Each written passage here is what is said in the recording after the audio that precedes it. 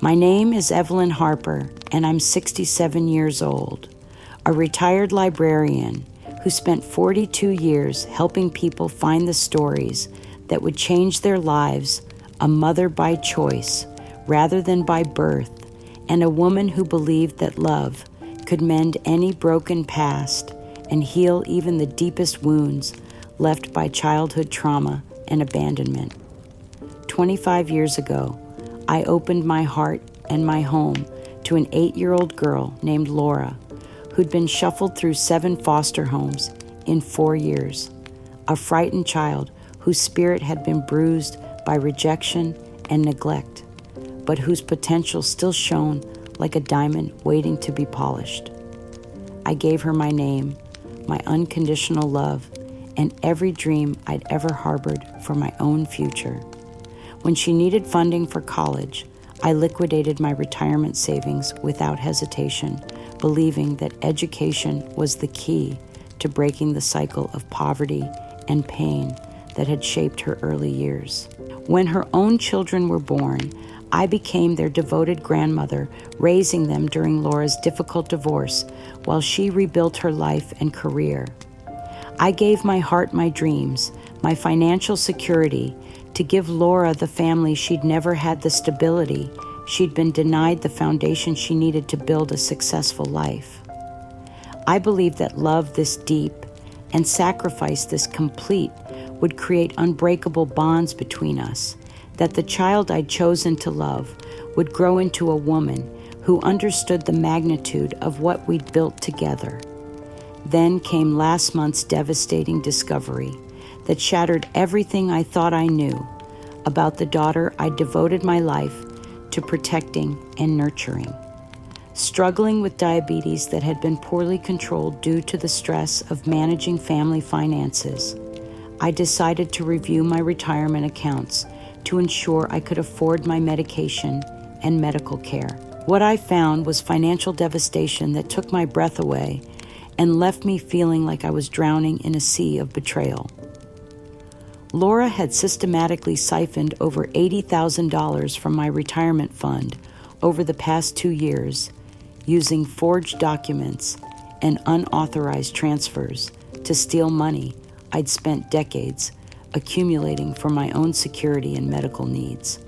When I confronted her about the theft, her response revealed the true depth of her callousness and entitlement. "You're just confused, Evelyn," her husband Mark sneered, as if my 42 years of professional experience managing library budgets had somehow made me incapable of understanding basic financial statements. Laura's response was even more devastating. "You always favored your real family anyway. This is just evening the score." Standing in my own living room, listening to the daughter I'd rescued from foster care dismissed me as confused and delusional, while her husband mocked my intelligence, I felt something shatter inside me that I knew would never fully heal. But as I absorbed the magnitude of their betrayal and cruelty, something unexpected began to stir in the deepest part of my soul. What Laura didn't know, what she'd forgotten in her greed and arrogance, was that I'd kept a recorded confession from 10 years ago when she'd admitted to forging documents in a financial scam that could have sent her to prison. I'd hidden that evidence to protect her reputation and our family's honor, never imagining I'd needed to defend myself against the very person I'd been protecting. But Laura was about to learn that the woman who'd spent 25 years shielding her from consequences was more than capable of using that same evidence to expose her lies and reveal the true scope of her criminal behavior to the world.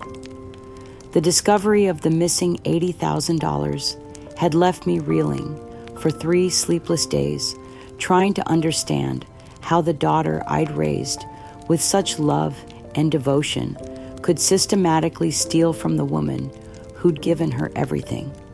When I finally gathered the courage to confront Laura about the unauthorized transfers and forged signatures, I found her at my own kitchen table with Mark and his sister Tina, apparently planning some kind of coordinated response to my questions about our family's finances. The sight of them sitting in my home, discussing my financial affairs as if they had every right to make decisions about money I'd earned through 4 decades of professional work, should have warned me about the scope of their conspiracy. But I was still naive enough to believe that love and honesty could resolve what I assumed was some kind of misunderstanding or temporary financial crisis that had driven Laura to make desperate choices. "Laura, sweetheart," I said, my voice trembling with the effort of staying calm, despite the devastating evidence I'd discovered. "We need to talk about the transfers from my retirement account.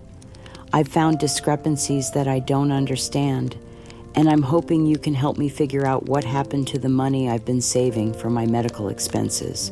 Mark barely looked up from the legal documents spread across my grandmother's oak table, his expression carrying the kind of dismissive arrogance that suggested he'd been planning this conversation for weeks or months.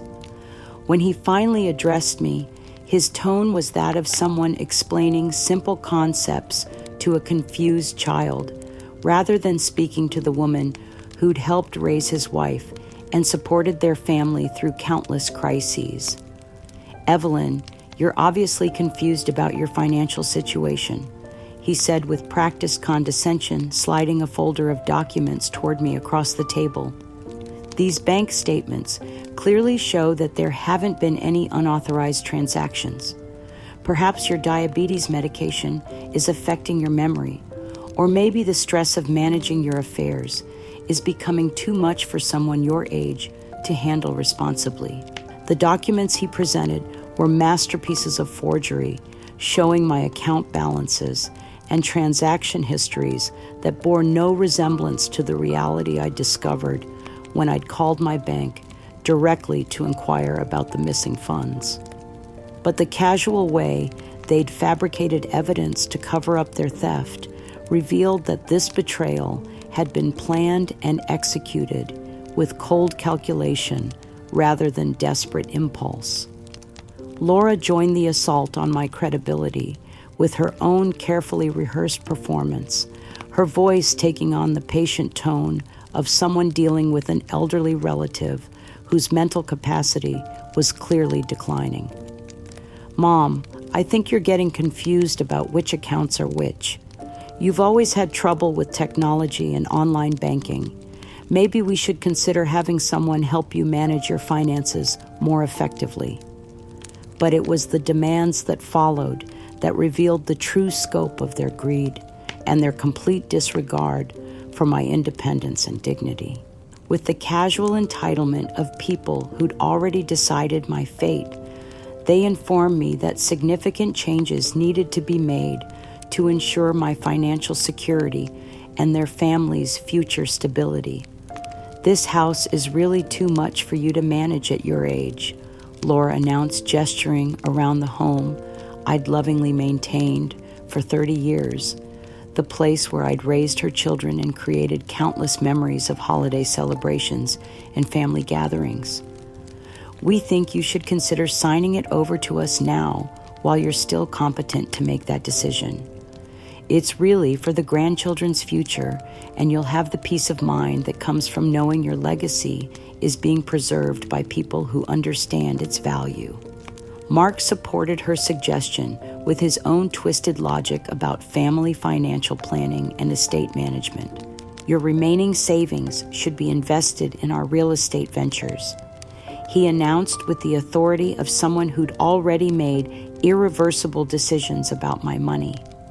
"We're developing several properties that will provide excellent returns, much better than the conservative investments you've been making. Think of it as ensuring your money works harder for the family's benefit." The casual way they discussed stealing my home and my remaining savings revealed that they'd been planning this systematic theft for months, waiting for the right moment to execute their scheme. But I still clung to the desperate hope that somewhere beneath their greed was the daughter I'd raised, the woman who'd once called me the best mother in the world, and promised she'd always love me for saving her from the foster care system. "Laura, please," I pleaded, my voice breaking with the weight of 25 years of shared history. "Remember when you were 10 and had nightmares about being abandoned again? I promised you that night that you'd always have a home with me, that I'd never let anyone hurt you or make you feel unwanted. Can't you remember how much we meant to each other? Can't you find some way to work with me instead of against me?" But my desperate appeal for the bond we'd once shared was met with even crueler attacks on my character and my right to be treated with basic human dignity. Tina, who'd apparently been assigned the role of character assassin in their conspiracy, launched into a systematic destruction of my reputation that revealed months of planning and coordination. Evelyn's been showing signs of dementia for over a year, she announced to Mark and Laura, as if I weren't sitting right there listening to every poisonous word. I've been telling people at church about her increasing confusion and paranoia. She's been hoarding money and possessions like some kind of pack rat, refusing to share family resources with people who actually need them. Mark joined her assault with his own contribution to their campaign of character assassination, his voice dripping with the kind of intellectual superiority that he'd never actually earned through education or achievement.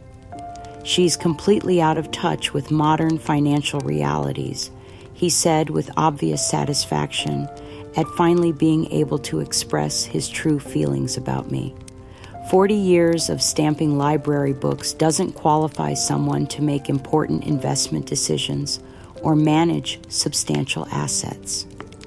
The demands that escalated from their initial theft revealed a level of entitlement and cruelty that left me breathless with shock and growing horror. They wanted me to pay their legal fees for the document forgeries they'd used to steal from me, as if I should be grateful for the privilege of funding my own financial destruction. They expected me to vacate my home within 30 days so they could begin renovations that would increase its value for their eventual sale to fund their real estate ventures.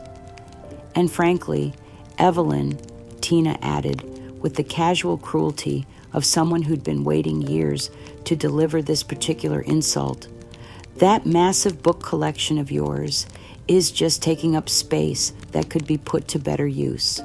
We think you should donate it all to charity and clear out those rooms for more practical purposes."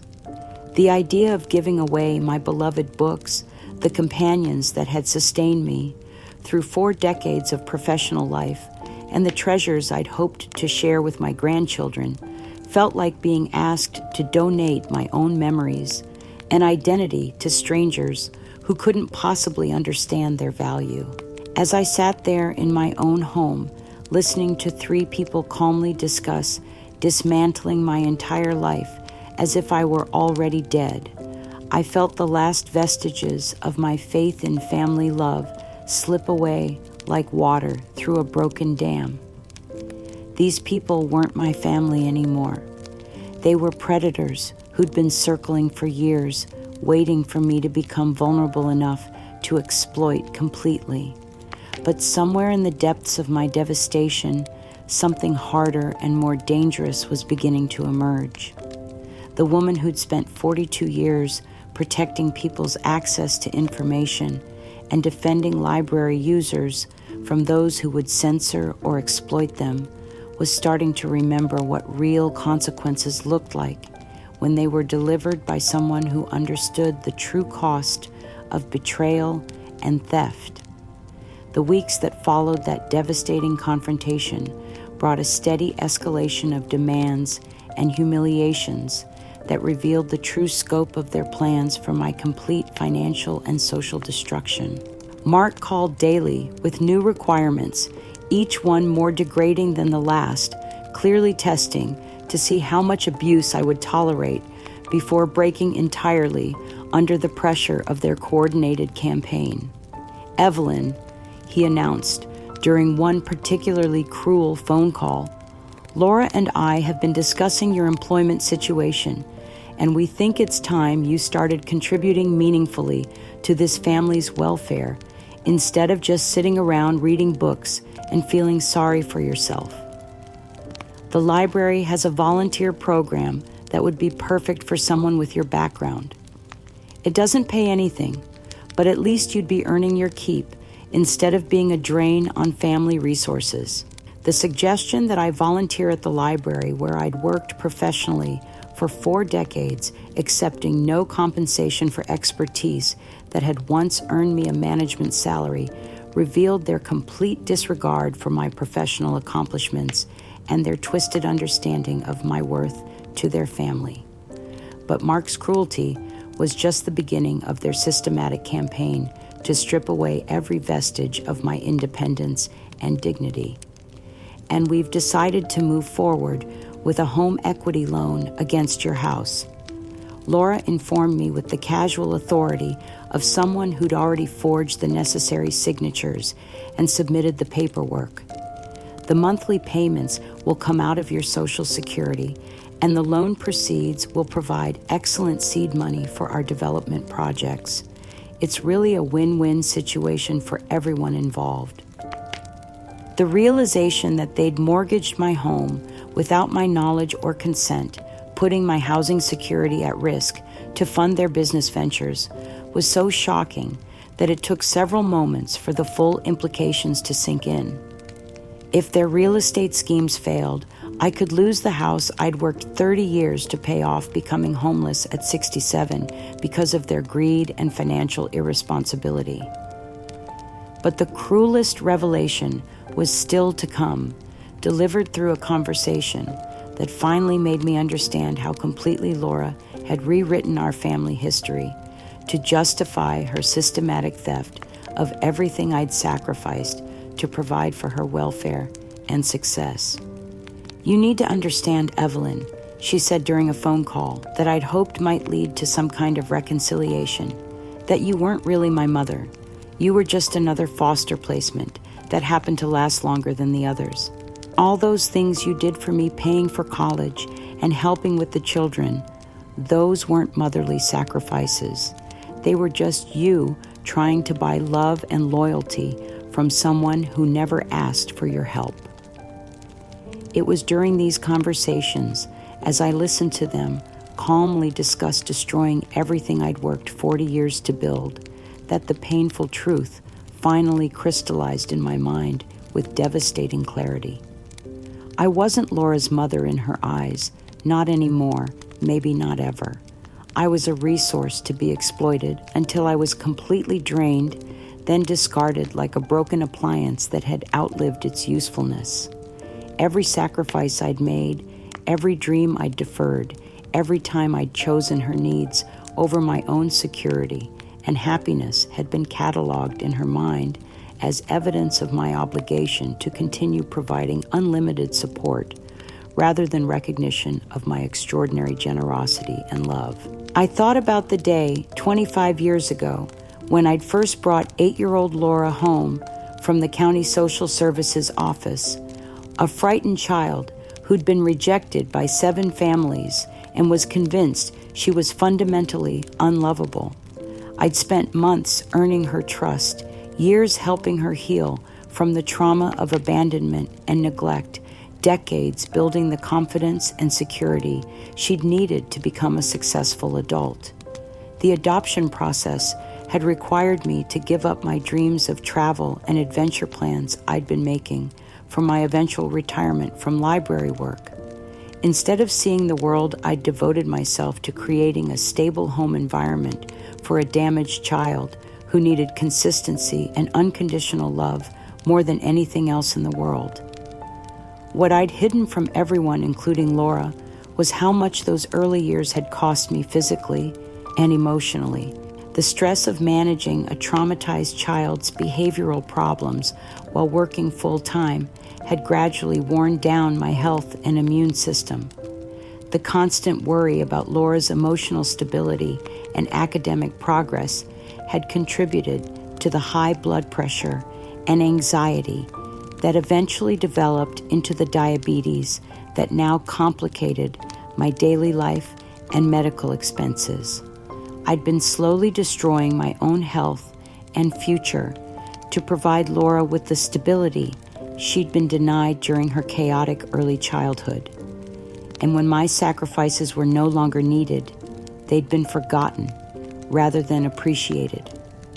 Laura had built her successful life on the foundation I'd provided, then convinced herself that my contributions had been insignificant or even burdensome. When Laura learned about the true cost of my sacrifice through our current crisis, her reaction revealed the stunning depth of her selfishness and complete inability to accept responsibility for her own emotional healing and professional success. Instead of gratitude or remorse, she offered only blame and resentment, as if I'd somehow forced her to accept my love and support, rather than volunteering to save her from a system that had already given up on her future. "You always made everything about you, Evelyn," she said, with the casual cruelty of someone who'd spent years rewriting history to avoid feeling obligated to the woman who'd saved her life. "My childhood was unhappy because you tried to control everything instead of just letting me be myself. You smothered me with attention and expectations that I never asked for, then acted like I owed you gratitude for ruining my autonomy." Mark joined her attack with obvious satisfaction, clearly pleased to finally have permission to express the resentment he'd apparently been harboring since the day he'd married into our family. "The truth is, Evelyn, your so-called sacrifices weren't really about helping Laura. They were about feeding your own need to feel important and needed. You couldn't have children of your own, so you bought one from the foster care system and then spent 25 years making her feel guilty for existing. But the most devastating blow came when Mark accused me of using my diabetes as emotional manipulation, claiming that I was exaggerating my symptoms and medical needs to gain sympathy and financial support from a family that had already given me more than I deserved. You've been milking this diabetes diagnosis for 3 years, Evelyn, acting like you're at death's door when your doctor says it's completely manageable with proper diet and medication. I think you're enjoying being the victim too much to actually take care of yourself responsibly." The solutions they proposed for my situation revealed the true scope of their cruelty and their complete disregard for my dignity or well-being. Laura had found what she called the perfect living arrangement for someone in my financial position, a studio apartment in a converted warehouse that catered to elderly people who could no longer afford independent housing. The monthly rent would consume my entire Social Security income, leaving me dependent on their occasional charity for food and medical expenses. "Think of it as simplifying your life," Tina said with false cheerfulness that didn't mask her obvious pleasure at my anticipated downfall. "You won't have the stress of maintaining a house or managing complex finances. Laura and Mark will have the resources they need to provide properly for their children's futures, and you'll have the peace of mind that comes from knowing you're not a burden to anyone anymore." The paperwork they wanted me to sign would strip away every last vestige of my financial independence and security. Power of attorney documents that would give Laura control over my pension and Social Security benefits. Property transfer forms that would deed my house to them immediately rather than waiting for my death. Insurance policy changes that would make their children the beneficiaries of my life insurance, with me receiving no benefit during my remaining years. As I listened to them outline their plans for my systematic impoverishment and isolation, I felt something inside me die. The trusting, self-sacrificing mother who'd believed that love could heal any wound was taking her last breath. But in that death, something harder and infinitely more dangerous was being born. Something that remembered what it felt like to fight for library patrons who were being exploited by predatory lending schemes, to protect vulnerable people from those who would steal their dignity along with their money. They thought they were dealing with a broken old woman who would accept their abuse and disappear quietly into subsidized housing for discarded elderly people. They had no idea they'd just awakened a retired librarian who'd spent 42 years helping people research their rights and understand legal documents, someone who knew exactly how to document fraud and deliver consequences that would echo through generations. The final assault on my dignity and independence came on a Tuesday morning in late October, delivered with the kind of calculated precision that suggested weeks of legal consultation and strategic planning.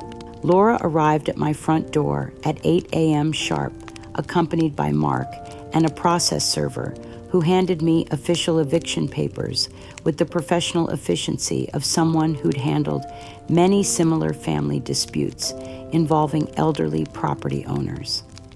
Evelyn, Laura announced without any pretense of daughterly affection or concern for my feelings. You have 1 week to vacate this property so we can begin the renovations necessary to prepare it for sale. The attorney has confirmed that the home equity loan and power of attorney documents give us complete legal authority to determine the timing and terms of your departure. The man in the wrinkled suit stepped forward with a thick envelope of legal documents, apparently expecting me to sign additional papers that would formalize my surrender of any remaining claims to property I'd considered my home for 30 years. Mrs. Harper, I'm serving you with formal notice of eviction and property transfer. You have 7 days to remove your personal belongings and surrender all keys to the new legal owners. Mark, clearly relishing his role as the enforcer of their conspiracy, began photographing my possessions with his phone camera, apparently documenting everything they planned to claim as their property once I was gone. We'll need an inventory of everything valuable, he announced with obvious satisfaction. The antique furniture, the jewelry, the collectible books, it's all part of the estate that needs to be managed properly. But the cruelest blow was still to come, delivered through a violation of my privacy and reputation that revealed the true scope of their planning and their complete disregard for any boundaries of decency or family loyalty. Tina had been systematically posting lies about me on social media, creating a false narrative of elder abuse that painted me as a dangerous, unstable woman who'd been mistreating Laura for years. We thought the community should know what kind of person you really are. Tina said with obvious satisfaction at this latest humiliation, showing me screenshots of Facebook posts that described me as a manipulative abuser who'd been psychologically tormenting my adopted daughter since childhood. People need to understand why Laura had to take such drastic steps to protect herself and her children from your increasingly erratic behavior. The posts Tina had created were masterpieces of character assassination, disguised as concerned warnings about a dangerous elderly person in our community. According to these fabricated stories, I'd been emotionally abusing Laura for decades, threatening her children, and displaying signs of violent dementia that made me a danger to myself and others. Evelyn Harper has been systematically abusing her adopted daughter for 25 years. One post, read apparently, garnering dozens of sympathetic comments from neighbors who had no knowledge of our actual family history. Laura finally found the courage to escape her toxic influence, but Evelyn is now stalking the family and making threats. Please keep an eye out for this dangerous woman and report any suspicious behavior to authorities. As I stood in my own living room, reading social media posts that portrayed me as a violent predator rather than the victim of systematic financial theft, I felt the last connection to my old life snap like a rope under unbearable tension. The woman who'd believed in the power of love to heal childhood trauma was dying in that moment, killed by cruelty so calculated and complete that it left no room for hope or reconciliation. But even as they systematically dismantled my life around me, I held on to one last desperate hope that Laura retained some small vestige of the child I'd rescued and nurtured, some fragment of conscience that might be reached through a mother's love.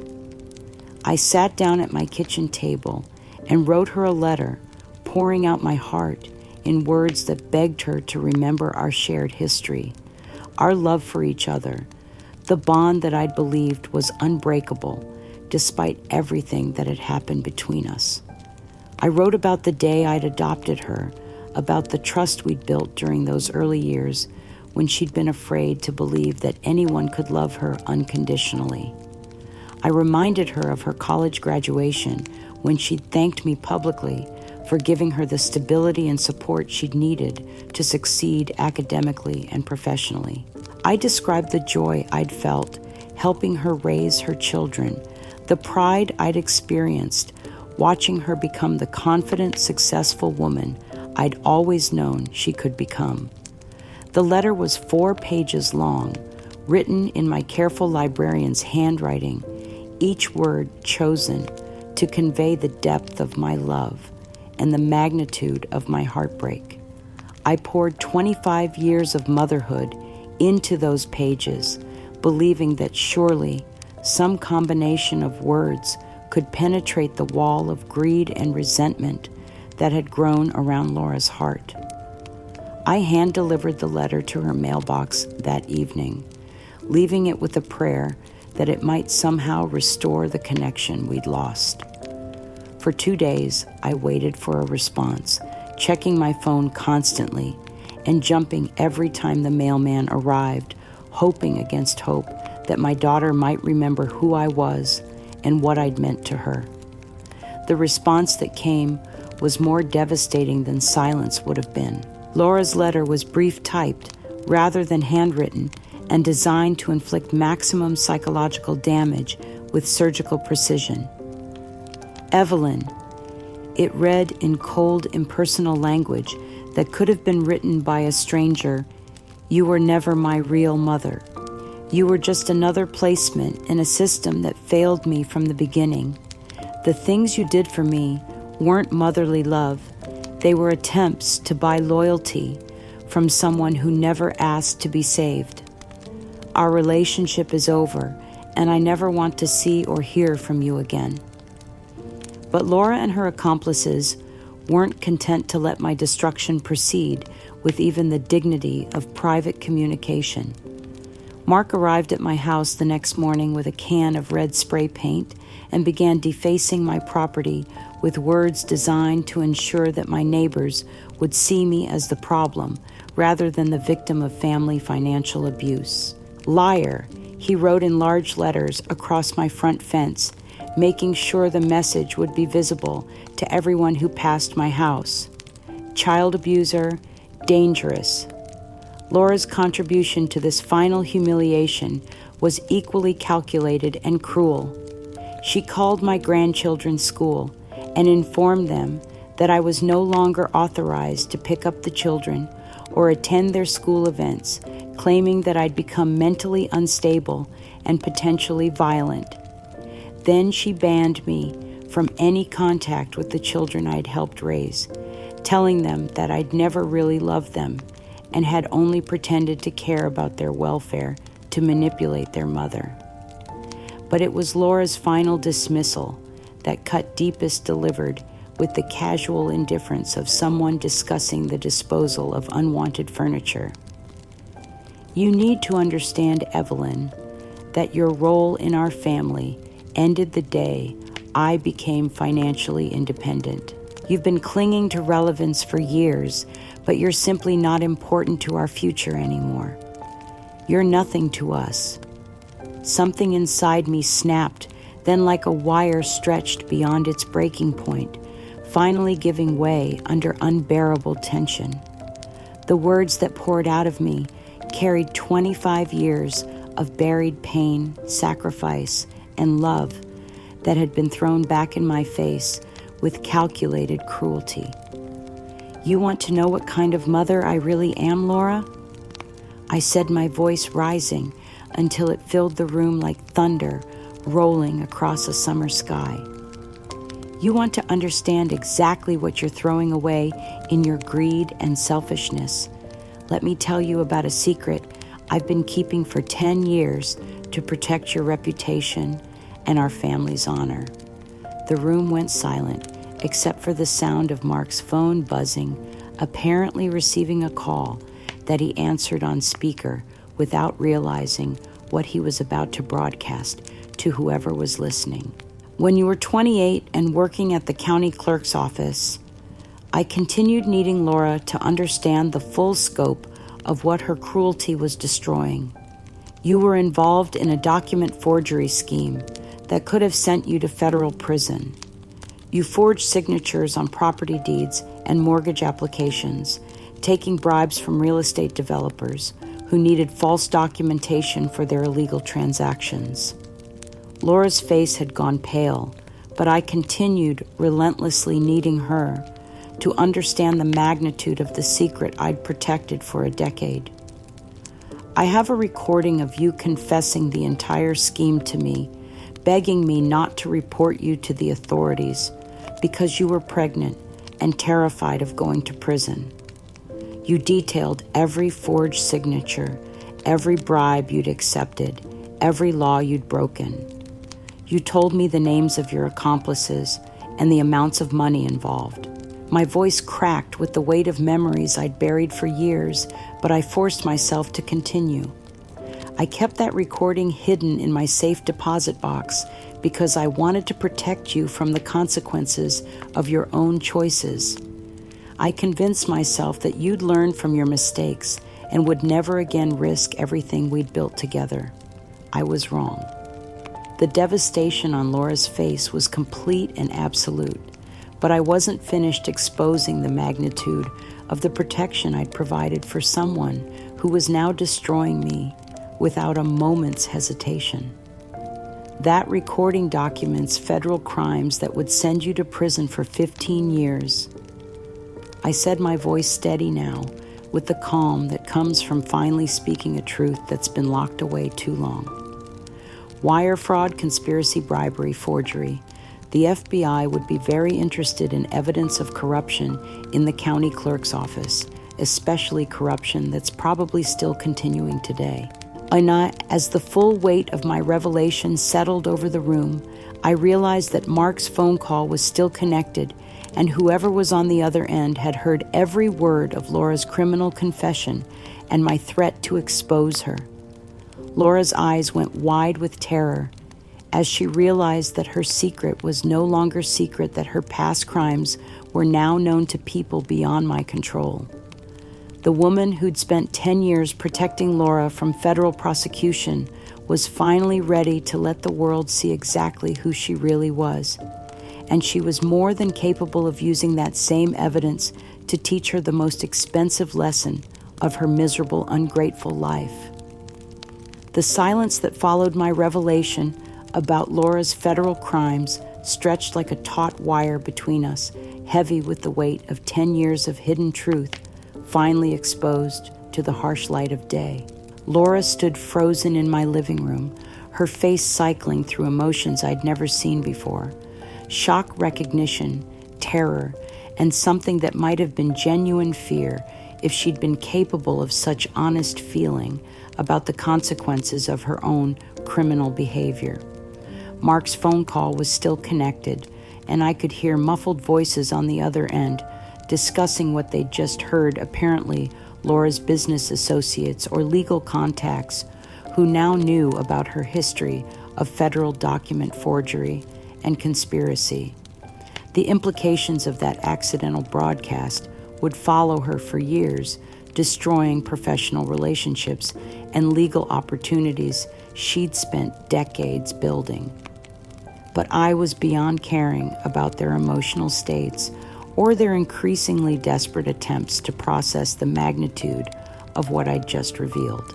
The broken, pleading mother they'd been systematically destroying was gone forever, replaced by someone who'd finally remembered her own strength and worth after decades of defining herself through their needs and demands. "I'm done, Laura," I said, my voice carrying the calm finality of someone who'd finally reached the end of a very long, very painful road. "I'm done being your pawn, your scapegoat, your convenient source of money and emotional support. I'm done protecting you from the consequences of choices you made as an adult woman who knew exactly what she was doing when she committed federal crimes and betrayed her family's trust." I walked to my desk and retrieved the spare key to my safe deposit box, holding it up so Laura could see the physical proof that her criminal confession was safely stored beyond her reach or control. The small silver key represented not just evidence of her crimes, but my liberation from decades of protecting someone who was incapable of gratitude or genuine love. "You want to know what real consequences look like? Laura," I continued, my voice growing stronger with each word as decades of suppressed anger finally found their voice. "You're about to face the truth about what kind of person you really are, what kind of daughter you've always been underneath all my protection and enabling. I'm not your victim anymore, Laura. I'm the woman who's going to make sure you finally understand the price of betraying someone who loved you unconditionally." The crash that came from Mark's direction told me he'd thrown his phone against the wall in panic, probably realizing for the first time that their comfortable criminal enterprise was built on a foundation of federal crimes that could send Laura to prison for decades. When Laura finally found her voice, it carried all the desperate rage of someone whose carefully constructed world was collapsing in real time. "You're bluffing!" she screamed, her voice cracking with panic and fury. "You wouldn't destroy your own daughter. You've spent your whole life protecting me, and you're not going to throw that away now because you're angry about some property arrangements that are perfectly legal."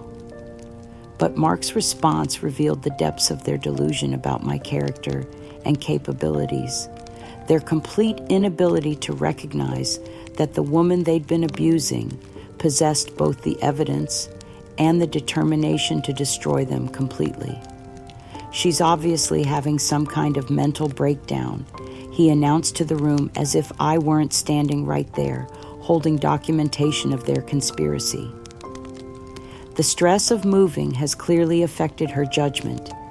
Nobody's going to believe the threats of a bitter old woman who's obviously suffering from age-related cognitive decline." Tina joined their desperate damage control with her own contribution to their rapidly crumbling facade. "Evelyn's clearly confused and making things up because she's upset about the family business decisions. These wild accusations about federal crimes are just her way of trying to get revenge for losing her house and her savings. Their attempts to gaslight me into believing I was mentally incompetent were so transparent and pathetic that I actually smiled an expression that clearly startled them, since they'd probably expected tears and pleading rather than the calm confidence of someone who held all the real power in our relationship. But I was beyond engaging with their manipulative tactics or their increasingly frantic attempts to maintain control over a narrative that was no longer theirs to dictate. I had preparations to make evidence, to organize legal strategies to develop. For the first time in months, I had a purpose beyond mere survival, a mission that would require all the skills I'd developed during 42 years of researching complex topics and helping people navigate bureaucratic systems. I stopped answering Laura's increasingly desperate phone calls, stopped responding to Mark's threatening voicemails, stopped engaging with any of their attempts to manipulate me back into the role of grateful victim. Instead, I focused on the practical steps necessary to reclaim my independence and protect myself from their continued predation. The senior center downtown had always been a place I'd avoided associating it with decline and dependence rather than community and empowerment. But when I walked through those doors, 3 days after my confrontation with Laura, I discovered something precious I'd been missing for years, a community of people who understood the particular challenges of aging in a society that often viewed elderly people as burdens rather than valuable human beings with rights and dignity. The support group that met every Tuesday evening became my lifeline during those first difficult weeks of rebuilding my sense of self-worth and planning my counterattack. 15 elderly people gathered to share their stories of family betrayal, financial exploitation, and the particular loneliness that comes from discovering that the people you've loved most are capable of treating you with systematic cruelty. When I shared my story with the group, the response was immediate and powerful. Several members had similar experiences of adult children or adopted relatives who'd stolen from them, manipulated them, or tried to have them declared incompetent to gain access to their assets. The support and validation I received from people who truly understood what I was going through gave me strength I hadn't felt since before Laura's betrayal. The note I left for Laura 3 days later was brief, precise, and completely devoid of the maternal warmth that had characterized our relationship for 25 years. I outlined exactly what evidence I possessed, what charges she would face if I chose to pursue them, and what her life would look like when her criminal past became public knowledge in our community. "Your greed will be your undoing, Laura," I wrote in my careful librarian's handwriting, "and when it happens, I'll be free from the burden of protecting someone who was never worth the sacrifice. You chose theft over gratitude, cruelty over love, betrayal over family loyalty. Now you can live with the consequences of those choices without any help or protection from me." I mailed the note certified delivery, ensuring that Laura would have to sign for it personally and acknowledge that she'd received my final communication as her mother. Then I blocked her number, deleted her email address from my contacts, and began the process of building a life that had no room for people who saw my love as weakness and my generosity as stupidity. But Laura and her accomplices weren't prepared to surrender without a fight, and their counterattack came with all the desperation of people who'd suddenly realized they were facing genuine consequences for their actions. Laura began calling my former colleagues at the library, spreading rumors that I was suffering from advanced dementia and had been making wild accusations against family members who were trying to help me manage my declining mental capacity. Evelyn's completely lost touch with reality, she told anyone who would listen, apparently believing that destroying my professional reputation would somehow neutralize the evidence I held against her. She's been displaying signs of paranoid delusions for months, accusing innocent family members of stealing from her when they're actually trying to protect her from making dangerous financial decisions. Tina escalated her social media campaign with increasingly vicious posts that accused me of theft fraud and elder abuse against my own family. According to her fabricated narrative, I'd been stealing from Laura's children's college funds for years, manipulating family finances to maintain control over assets that rightfully belong to the younger generation. Evelyn Harper has finally shown her true colors. Tina posted with obvious satisfaction at finally being able to express her manufactured resentment. She's been playing the victim while actually being the predator, stealing from hardworking family members, and then crying abuse when they tried to stop her criminal behavior. but their lies and threats no longer had the power to wound me. I'd discovered something precious in the ashes of our destroyed relationship, the liberating knowledge that I didn't need their approval, their love, or their presence in my life to be happy and fulfilled. The woman who'd spent 25 years defining herself as Laura's protective mother was gone, replaced by someone who remembered what it felt like to be valued for her own worth rather than her usefulness to ungrateful relatives. For the first time since Laura's adoption, I felt genuinely excited about the future I was building with my own hands and my own choices. The Tuesday evening support group at the senior center had become my anchor during the turbulent weeks following my break with Laura's toxic influence, a place where my story was met with understanding rather than judgment, where my pain was validated rather than dismissed as the confusion of an aging mind. When I shared the full details of Laura's theft and the federal crimes I'd been covering up for 10 years, the response from my fellow survivors was both immediate and transformative. Evelyn said, Susan Martinez, a retired family law attorney who joined our group after her own stepchildren had tried to have her declared incompetent to steal her retirement savings. What you've described isn't just family conflict. It's systematic elder financial abuse combined with ongoing criminal conspiracy that needs to be prosecuted. I'd like to help you explore your legal options for recovering your stolen money and protecting yourself from further exploitation. Susan's offer to provide legal assistance pro bono felt like a gift from the universe, a chance to transform my personal pain into genuine justice rather than simply accepting my losses and trying to rebuild from nothing. Within a week, she'd reviewed the forged loan documents, analyzed the unauthorized transfers from my retirement account, and confirmed that Laura's theft could be prosecuted both civilly and criminally with the right evidence and legal strategy.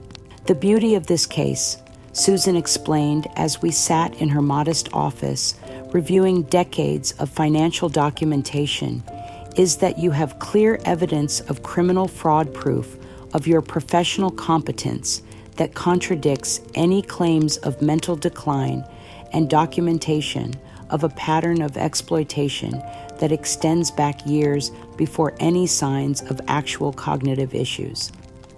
But Susan offered me something even more valuable than legal representation. She connected me with the Riverside Community Library Foundation, a volunteer organization dedicated to supporting literacy programs and helping elderly residents maintain their independence through access to information and legal resources. When the foundation's director learned about my background and my current situation, she offered me an opportunity that would change the trajectory of my new life. Evelyn, said Margaret Foster, a woman whose own experience with family financial abuse had motivated her to protect other elderly residents. We've been looking for someone with your librarian expertise to coordinate our annual book drive and literacy outreach program. Your background makes you uniquely qualified to help us expand our impact in the community. The opportunity to transform my professional skills into community leadership felt like discovering my true calling after years of defining myself solely through family relationships. Within a month, I was coordinating the Foundation's Books for Seniors program, organizing literacy workshops for elderly residents and their families about recognizing and preventing financial exploitation through education and legal awareness. The work was challenging and emotionally demanding, but it connected me with dozens of people who'd survived experiences similar to mine and were eager to help protect others from the same kind of family abuse. For the first time since Laura's adoption, I felt like I was part of a community that valued my contributions rather than simply tolerating my presence for what I could provide. The foundation's annual fundraising event was held on a crisp Saturday evening in November, bringing together local philanthropists, government officials, and community leaders who supported our mission of protecting elderly residents through education and legal resources. As the coordinator of our expanded literacy program, I'd been invited to present our work and request funding for additional workshops and legal assistance services. I was reviewing my presentation notes backstage when I spotted a familiar figure near the donor reception area, and my heart sank with the recognition of trouble approaching like storm clouds on an otherwise perfect evening. Tina stood among a group of well-dressed community volunteers wearing an expensive cocktail dress and clearly working to position herself as someone with influence and insider knowledge about charitable work and community service. Our eyes met across the crowded reception hall, and I saw the same predatory gleam that had driven her attacks on my character and reputation. She approached with the confident stride of someone who believed she still held the power to humiliate and destroy me, apparently convinced that my new role with the Library Foundation was just another manifestation of my supposed mental decline rather than evidence of my professional competence and community value. Well, she said loudly enough for nearby donors and board members to hear, "If it isn't Evelyn Harper. How absolutely surprising to see you here. I had no idea that people who make false accusations against their own families were welcome at respectable charitable organizations." The calculated cruelty of her words was designed to immediately establish me as someone of questionable character in front of people whose respect and support I needed for our literacy work. Several attendees shifted uncomfortably clearly, unsure how to process this unexpected personal attack in what should have been a positive collaborative environment focused on supporting education and community service. I suppose desperate people will try anything to rehabilitate their reputations after destroying family relationships with lies and manipulation. Tina continued warming to her theme with obvious pleasure. But really, Evelyn, don't you think it's a bit pathetic for a confused old woman to pretend she understands complex literacy issues? These good people should know what kind of person they're really dealing with. She gestured dismissively at my simple black dress and modest jewelry, clearly intending to highlight the contrast with her own expensive appearance and what she assumed was my diminished social status after losing my home and savings to Laura's theft. I mean, look at her. Does this look like someone who has the credibility or mental capacity to advise others about education and financial literacy? She's obviously here looking for handouts and sympathy, not offering genuine leadership to the community. The murmur that rippled through our small audience was uncomfortable and uncertain, exactly the reaction Tina had been hoping to provoke. Some faces showed confusion about this unexpected personal drama, while others reflected the kind of doubt that comes from hearing accusations from someone who presented herself as having insider knowledge about family situations and community affairs. But I'd spent 42 years handling difficult situations in front of audiences far more challenging than this group of well-intentioned community leaders. I waited for Tina to finish her character assassination, letting her expose the full extent of her malice and desperation before responding with the calm authority that had served me well in countless library board meetings and community presentations. When my turn came to address the gathering, I approached the podium with a confidence born from knowing that authentic experience resonated more deeply than superficial appearances, that truth was more powerful than manipulation when presented with clarity and professional competence. Ladies and gentlemen, I began my voice carrying clearly through the now silent auditorium. I want to share with you a story that illustrates exactly why the Library Foundation's financial literacy program is so desperately needed in communities like ours.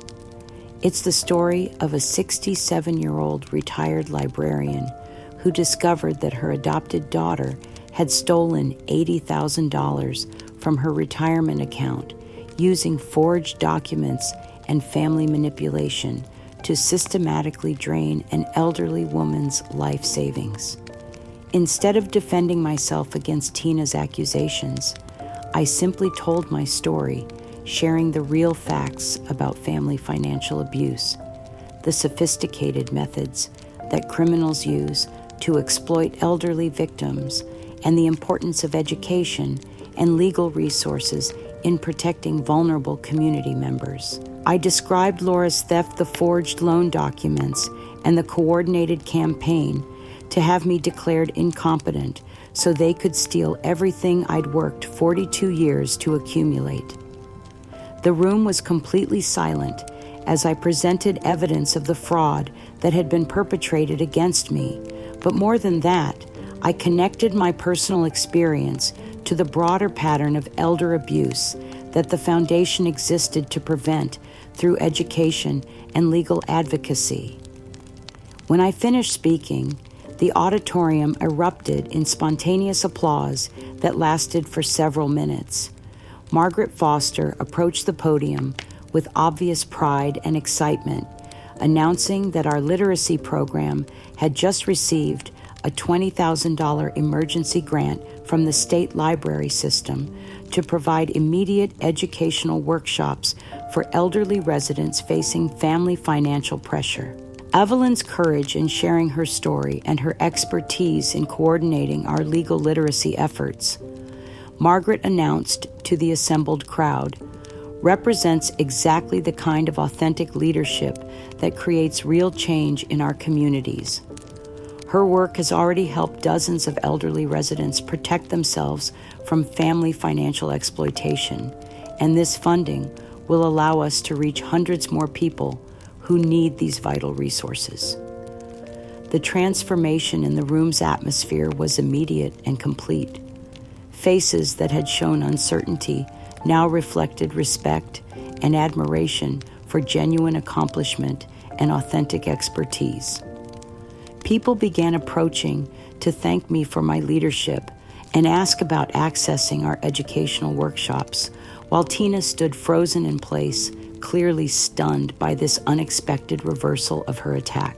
As I watched Tina's face cycle through shock recognition and finally a kind of desperate humiliation, I felt the deep satisfaction that comes from justice finally being served through competence and community recognition, rather than manipulation and character assassination. My new role as coordinator of the Library Foundation's financial literacy program came with unexpected benefits beyond the satisfaction of meaningful work and community recognition. It also provided me with access to resources and legal expertise that would prove invaluable in exposing the true extent of Tina's lies and the systematic way she'd been attacking vulnerable elderly people throughout our community to protect Laura's criminal activities. When I mentioned to Susan that I was concerned about Tina's pattern of spreading false information about elderly residents who sought help from our foundation, Susan's response revealed that my suspicions were well-founded and potentially actionable under state harassment and defamation laws. Evelyn, she said, with the careful precision of someone who'd spent decades building legal cases against people who exploited vulnerable populations. I've been researching Mrs. Patterson's recent social media activities and her interactions with other community organizations. I think you should see what I've discovered about her systematic campaign to discredit elderly residents who've sought help from legal aid services. What Susan had uncovered was a pattern of malicious behavior that went far beyond Tina's attacks on my character and reputation.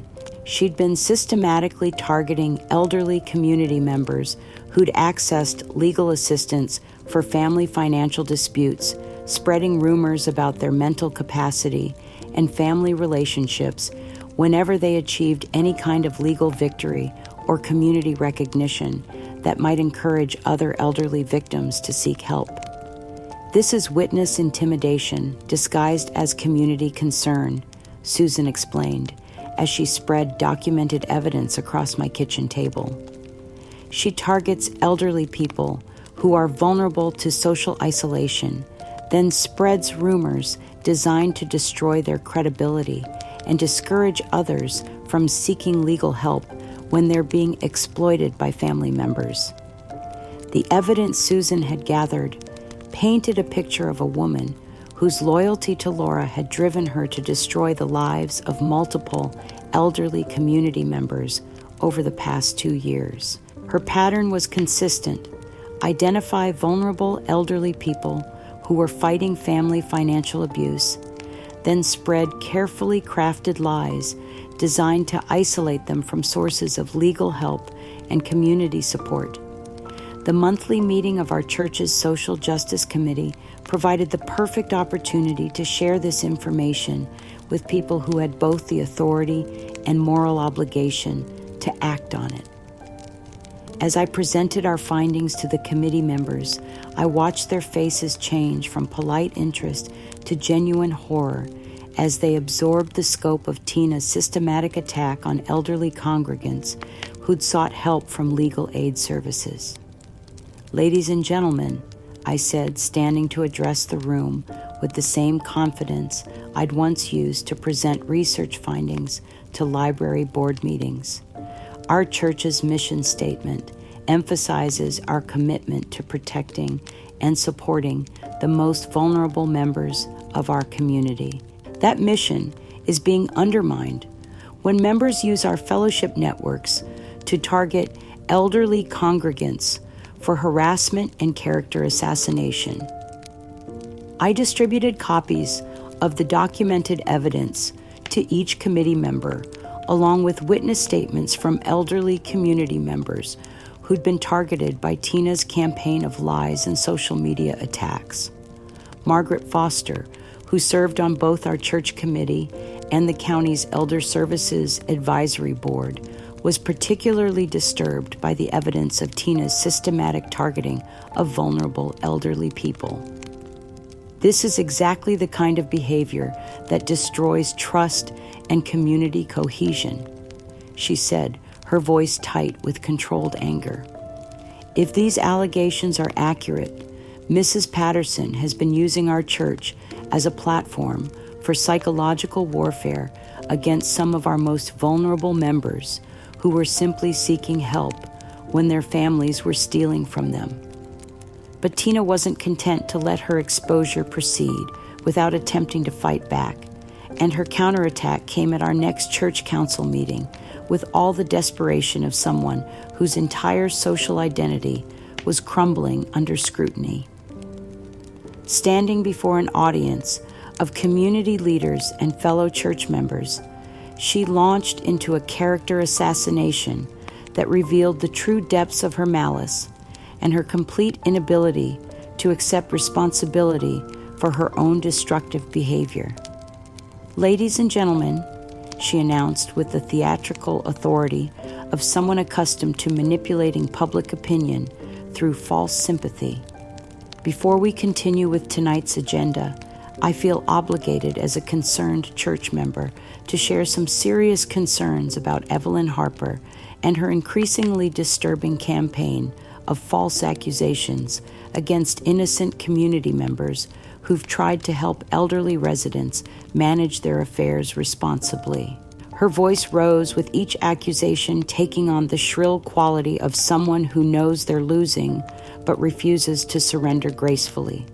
"Mrs. Harper has been systematically targeting successful community volunteers with fabricated stories of harassment and defamation, apparently as revenge for her own family's decision to help her transition to more appropriate living arrangements after she began showing signs of serious mental decline.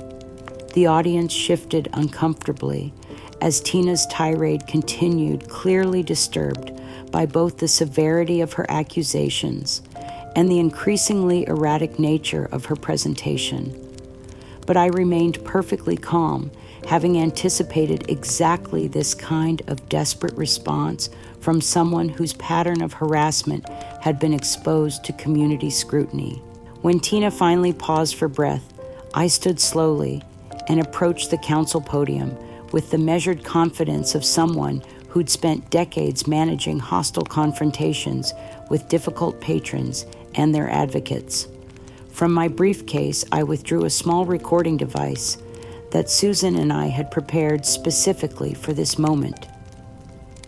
"Ladies and gentlemen," I said, my voice carrying clearly through the now silent meeting room, "Mrs. Patterson's accusations deserve a response based on facts rather than emotions.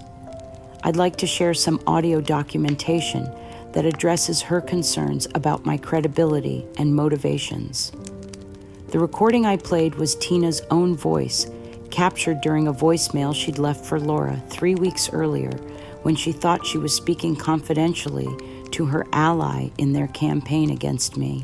In her own words, Tina detailed her strategy for destroying my reputation through coordinated character assassination, her plans for discrediting other elderly residents who sought legal help, and her complete fabrication of stories about my supposed mental decline.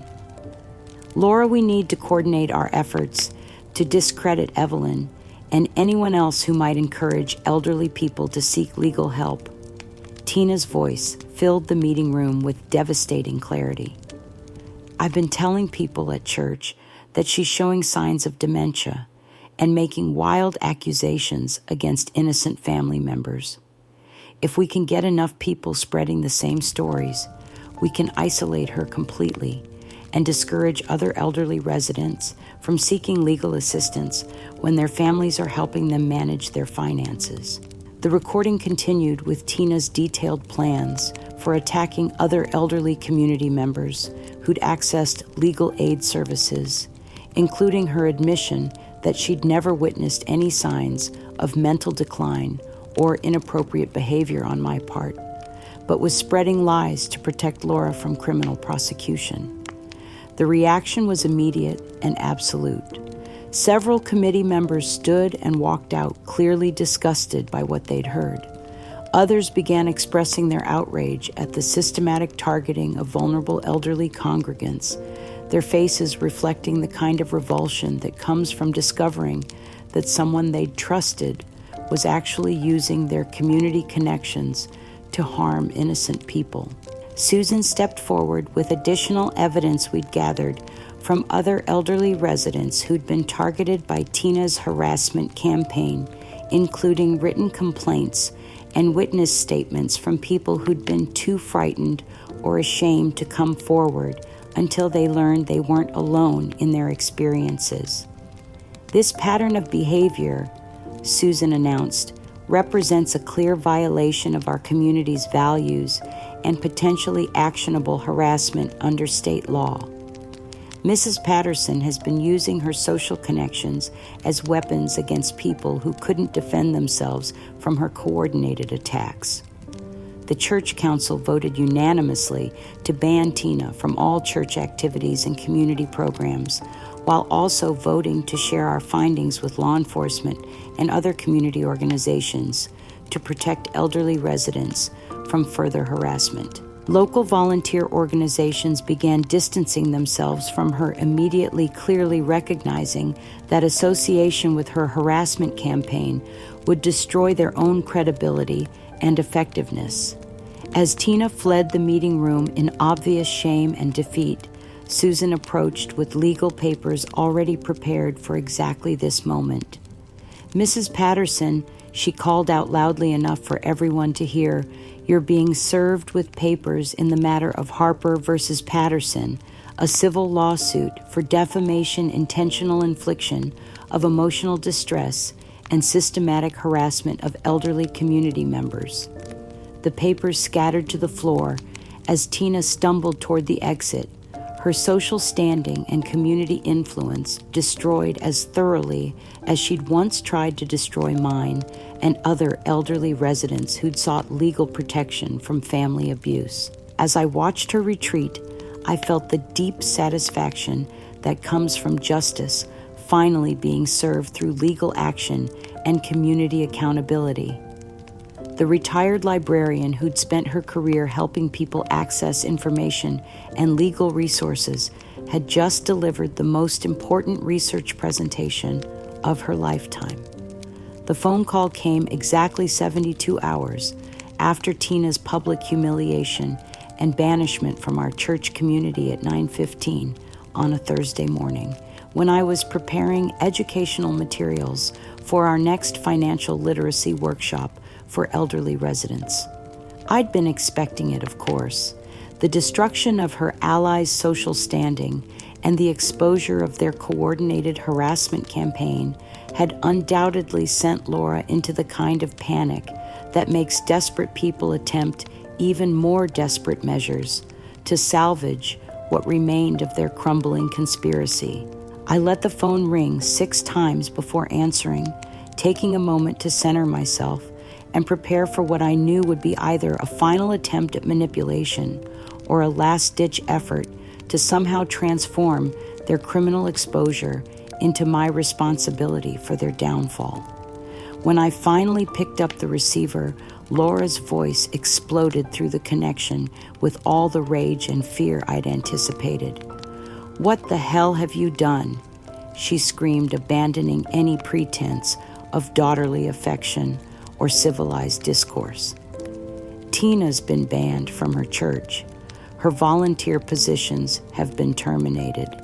People are asking questions about our family situation because of your vindictive campaign against innocent people who were trying to help you. Her voice cracked with the strain of someone whose carefully constructed support network was collapsing faster than she could comprehend the full scope of her legal and social exposure.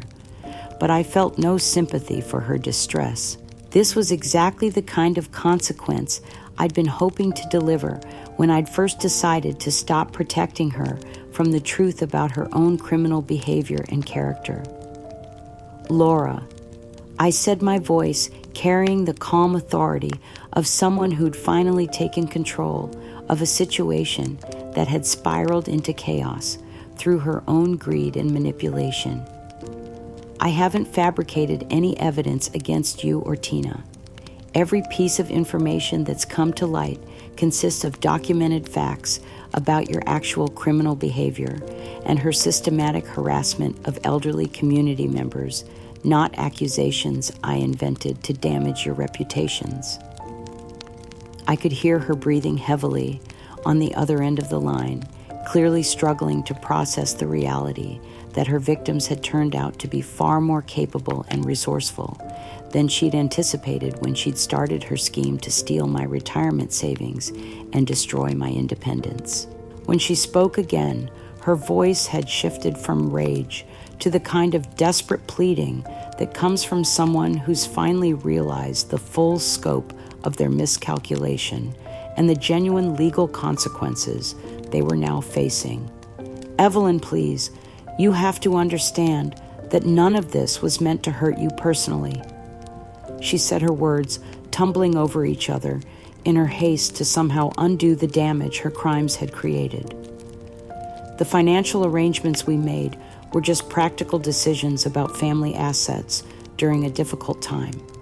We thought you were having problems managing your money and your health, and we wanted to help you transition to a more manageable situation before you hurt yourself financially."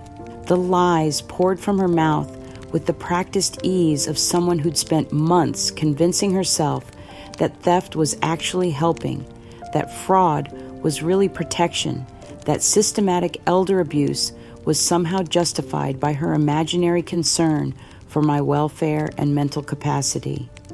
"You have to drop these legal actions against Tina." She continued, her voice taking on the wheedling quality of someone trying to negotiate from a position of complete powerlessness. Think about what this scandal is doing to our entire family's reputation in the community. Think about my children and how this public drama is affecting their relationships with their friends and teachers. But the most pathetic part of her plea was still to come, delivered with the transparent desperation of someone who'd finally realized that their financial crimes had left them facing genuine consequences that couldn't be manipulated away through family guilt or emotional blackmail. "Look, maybe we can work something out between us," she said, her voice dropping to the conspiratorial whisper of someone proposing a deal she knew was inappropriate and probably illegal. "Maybe there's a way we can resolve this privately without involving lawyers and prosecutors and all this public embarrassment. I know you've been living modestly since we helped you transition out of that big house, and I'm sure there's room for us to discuss some kind of financial arrangement that would benefit everyone involved."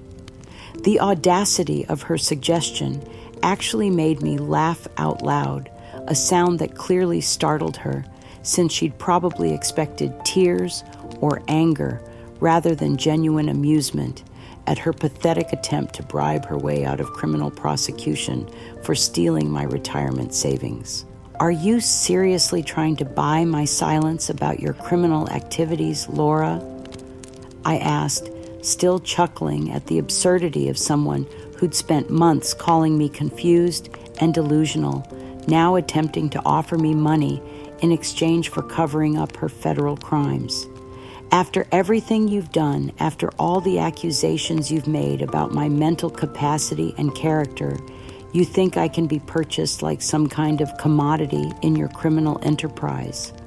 The silence that followed was profound and telling, the sound of someone finally realizing that they'd completely misjudged both their opponent and their own position in the legal proceedings they'd set in motion through their own greed and cruelty. When Laura spoke again, her voice carried the hollow desperation of someone making their final appeal before accepting total defeat and the criminal consequences that awaited her. "Evelyn, I'm begging you," she said, and for the first time in our entire relationship, she actually sounded like she meant it, rather than simply performing emotions she thought might manipulate me into compliance. "Tina's threatening to expose everything if I don't protect her from these legal charges. Mark's talking about leaving me if this investigation gets any worse. My children are asking questions about why Grandma Evelyn doesn't love them anymore." She paused, clearly expecting some expression of sympathy or concern for her self-inflicted suffering, but I remained silent, waiting for her to continue digging her own legal grave with her words. "We could start over," she continued desperately, "all of us together as a real family. You could come back to live with us, and we could put all this misunderstanding behind us. I could take care of you properly this time, make sure you have everything you need for your health and comfort. We could be the family that you always wanted us to be." The word family coming from her mouth was so obscene after everything she'd done that it actually made me feel physically ill.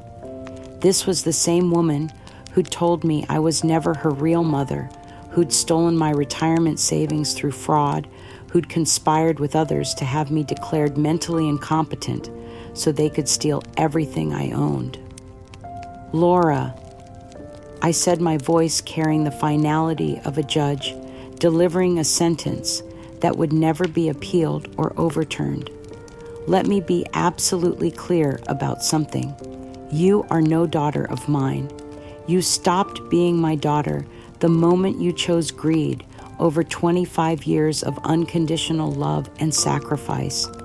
I could hear her sharp intake of breath, the sound of someone who'd been struck by a truth they weren't prepared to face, but I wasn't finished delivering the consequences her actions had earned. "You chose to steal from me instead of honoring me. You chose to betray me instead of protecting me. You chose fraud over gratitude, exploitation over love, cruelty over family loyalty. Every decision you've made regarding our relationship has revealed exactly what kind of person you really are, and I want nothing more to do with that person. My voice grew stronger with each word, carrying the authority of someone who'd finally learned to protect herself from those who would destroy her for their own benefit. I'm blocking your number when this call ends, and if you attempt to contact me again through any means, Susan will have you arrested for harassment and witness intimidation. We are done, Laura. Permanently and completely done.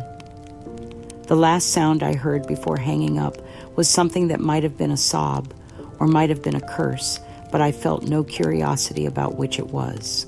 I immediately blocked her number and called Susan to have her notify law enforcement about Laura's attempt to bribe me into dropping criminal charges and civil lawsuits against her accomplices. As I set the phone down and returned to my financial literacy workshop preparation, I felt a profound sense of peace settle over me, like a warm blanket on a cold winter morning. The last tie to my old life of exploitation and manipulation had been severed, and I was finally completely free to build something meaningful and valuable with the years I had remaining. Outside my apartment window, winter was slowly giving way to spring, and the community garden I'd helped establish for elderly residents was showing the first tender signs of new growth. Like me, those plants had survived a harsh season and were now preparing to bloom with renewed strength and purpose. The metaphor wasn't lost on me, and for the first time in years, I found myself genuinely excited about what tomorrow might bring. The quarterly community forum was meant to be a celebration of our Library Foundation's remarkable success in protecting elderly residents from financial exploitation, a chance for me to present our achievements in education and legal advocacy to county officials and community leaders who controlled funding for elder protection services. As the coordinator of our expanded financial literacy program, I'd been invited to address the packed auditorium about our work and request additional resources for legal assistance services that had already helped dozens of families avoid the kind of systematic theft I'd survived. The municipal auditorium was filled with county commissioners, social service directors, law enforcement officials, and elderly residents who understood that protecting their financial security required community-wide education and legal support. I felt a deep sense of pride as I looked out at the assembled crowd, knowing that our foundation had fundamentally changed how our community approached elder financial abuse and family exploitation schemes. I was reviewing my presentation materials backstage when I heard the unmistakable sound of aggressive voices and disruptive movement in the main auditorium. Through the curtain, I spotted a familiar figure making her way toward the front row with the kind of determined energy that suggested trouble was about to unfold during my moment of professional recognition and community leadership. Mark had arrived uninvited and clearly unprepared for a respectful community discussion about elder protection services. His appearance was disheveled. His clothing suggested someone who'd been under significant stress, and his behavior indicated he was either under the influence of alcohol or experiencing some kind of emotional breakdown related to their legal troubles. He positioned himself prominently where he could be seen and heard by everyone in attendance, clearly planning to disrupt my presentation with some kind of calculated attack designed to destroy my credibility before I could expose more of their criminal activities. The sight of him sitting there, like a legitimate community member, rather than the criminal accomplice he actually was, made my stomach clench with anxiety, but I forced myself to remain calm and focused. Whatever he was planning, I had Susan beside me, and a room full of people who'd already witnessed evidence of my competence and integrity through months of successful advocacy work and community leadership. When my turn came to speak, I approached the podium with the confidence that comes from knowing your accomplishments are genuine and your cause serves the most vulnerable members of society. But before I could begin my prepared remarks about our foundation's impact on protecting elderly residents from family financial abuse, Mark stood up and began his assault with the theatrical authority of someone who'd spent considerable time planning this moment of disruption. Ladies and gentlemen, he announced his voice carrying the practiced sincerity of someone who'd been rehearsing this performance for weeks. Before Evelyn Harper begins her presentation, I feel obligated as her family member to share some critical information about her credibility and the real motivation behind her so-called advocacy work that's been dividing families and destroying community trust. The room went silent with the uncomfortable tension that comes from witnessing an unexpected family confrontation in what should have been a professional community meeting about protecting vulnerable elderly residents. But Mark pressed forward with obvious satisfaction at having captured everyone's attention during what was supposed to be my moment of recognition and respect. My name is Mark Thompson, and Evelyn is my mother-in-law. He continued pulling out his phone to begin recording our confrontation, apparently planning to use the footage for some kind of social media campaign. What she hasn't told you, what she's carefully hidden from this community, is that she's been systematically destroying families through fabricated stories of financial abuse designed to cover up her own criminal behavior and mental instability that's been escalating for months. The lies poured from his mouth with the smooth confidence of someone who'd spent months crafting this narrative and convincing himself it was somehow justified by their legal troubles. He claimed that I'd been stealing from the Library Foundation's accounts, that I'd fabricated evidence of Laura's theft to gain sympathy and donations, that my advocacy work was actually an elaborate scheme to exploit elderly residents' fears for my own financial benefit and psychological gratification. Evelyn Harper has been playing the victim while actually being the predator. Mark declared with venomous satisfaction, his phone camera capturing every moment of what he clearly expected would be my public destruction and professional humiliation.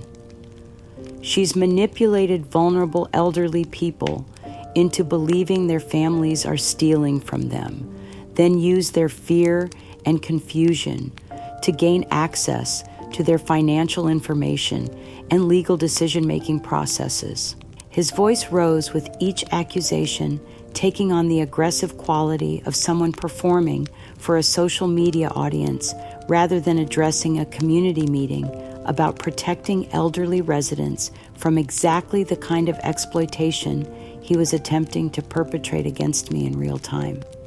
The so-called evidence she's been presenting about family financial abuse has been fabricated and manipulated to support her delusions of persecution. Mark continued his recorded live stream, apparently attracting viewers who were sharing his content across multiple social media platforms. This woman has turned elder advocacy into a personal vendetta against the family members who tried to help her manage her declining mental capacity and increasingly erratic financial behavior. But Mark's most devastating attack was his systematic destruction of my character through carefully crafted lies designed to make the audience question everything they thought they knew about my work, my motivations, and my mental capacity to lead community protection efforts. My mother-in-law abandoned our family when my wife needed her most. Mark continued his live stream, apparently attracting hundreds of viewers who were sharing his content and adding their own commentary about elder mental health and family obligations. She refused to help care for her own adopted daughter during a difficult divorce, then made false accusations about family financial abuse when we tried to help her manage her deteriorating cognitive condition and, increasingly, paranoid behavior. The murmur that rippled through the audience was like a physical blow, the sound of doubt and suspicion spreading through a room that had been filled with respect and support just moments before. I watched faces that had been friendly and admiring shift into expressions of uncertainty and concern, clearly struggling to reconcile the accusations they were hearing with the professional presentation they'd been expecting from someone they'd trusted to protect their community's most vulnerable residents. Several county commissioners began whispering among themselves, obviously troubled by questions about being associated with someone who might be mentally unstable or criminally fraudulent in her advocacy work. The local newspaper reporter was taking detailed notes, clearly recognizing that family accusations against a community leader would make compelling front-page news, regardless of their accuracy or the underlying criminal behavior that had motivated them. Mark's social media followers were apparently sharing his live stream in real time because I could see people in the audience checking their phones and then looking at me with expressions of growing doubt and suspicion about my competence and credibility. The viral nature of his attack was amplifying its impact far beyond the people physically present in the auditorium. The evidence she's presented against my wife and our family, Mark continued building toward his crescendo with obvious pleasure at the chaos he was creating, consists of fabricated documents and manipulated recordings designed to frame innocent family members who were trying to protect an elderly woman from her own poor judgment and increasingly dangerous decision-making patterns. As I stood there absorbing this calculated assault on my reputation and life's work, I felt the familiar weight of public judgment and social condemnation that had nearly destroyed me months earlier. These were people whose respect I'd earned through months of genuine advocacy work, and now they were looking at me like I might be the very kind of predator they'd gathered to protect their community from. But something remarkable happened as I watched Mark deliver his character assassination with such obvious desperation and social media manipulation designed to intimidate me into silence. Instead of the crushing humiliation and panic he clearly expected to provoke, I felt an almost supernatural calm descend over me like armor forged from months of surviving his family's systematic abuse and learning to recognize manipulation tactics when they were being used against me. This was exactly what Susan and I had prepared for the final desperate gambit of a criminal conspiracy that was crumbling under legal investigation and community scrutiny. Mark had just provided the perfect stage for his own complete and final destruction, and he had no idea what kind of evidence I was prepared to present to this room full of officials and community leaders who had the power to protect elderly residents from exactly his kind of predatory behavior. I remained perfectly composed as he finished his tirade, letting his desperation and criminal intent expose themselves to everyone present. When he finally paused to check his phone for social media reactions and apparent viewer counts, I approached the microphone with the calm authority of someone who'd spent decades managing crisis situations with professionalism and grace under pressure. "Thank you, Mr. Thompson," I said, my voice carrying clearly through the suddenly silent auditorium, "for providing such a perfect example of exactly the kind of intimidation tactics and character assassination that our library foundation exists to help elderly residents recognize and defend themselves against." The transformation in the room's atmosphere was immediate as people realized they were about to witness something far more dramatic and revealing than a routine funding presentation. Susan approached the podium with our carefully prepared evidence, and I knew that Mark Thompson was about to receive the education of his lifetime about the consequences of attempting to intimidate elderly abuse victims in front of community leaders and law enforcement officials. The silence in the municipal auditorium was so profound, I could hear the old building's ventilation system humming in the background and the soft rustle of papers as Susan approached the podium with our carefully prepared evidence. Mark stood frozen near the front row, his phone still recording what he clearly expected would be my complete breakdown and professional destruction, but finding instead a woman who looked at him with something approaching pity for the legal trap he'd just walked into with his public intimidation attempt. Ladies and gentlemen, I began my voice carrying the calm authority of someone who'd spent 42 years helping people research complex topics and understand legal documents. Mr. Thompson has just provided you with a perfect demonstration of the kind of witness intimidation and victim harassment that makes family financial abuse so difficult to prosecute and so devastating to elderly victims who try to seek help through legal channels. Susan stepped forward with the first piece of evidence we'd prepared for exactly this confrontation. Laura's recorded confession from 10 years earlier, digitally enhanced and legally authenticated by forensic audio specialists who'd confirmed its admissibility in criminal proceedings. The recording represented not just proof of Laura's federal crimes, but documentation of the systematic deception that had allowed their family to exploit elderly victims for years. This is a legally authenticated recording. I announced holding up the digital device that contained Laura's complete criminal confession of Mr. Thompson's wife admitting to multiple federal crimes, including document forgery, wire fraud, and conspiracy to defraud financial institutions.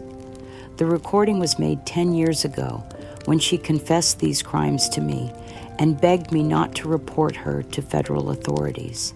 I activated the playback system and let Laura's own voice fill the auditorium with devastating clarity, her detailed confession of forging property deeds, mortgage applications, and financial documents while working at the county clerk's office.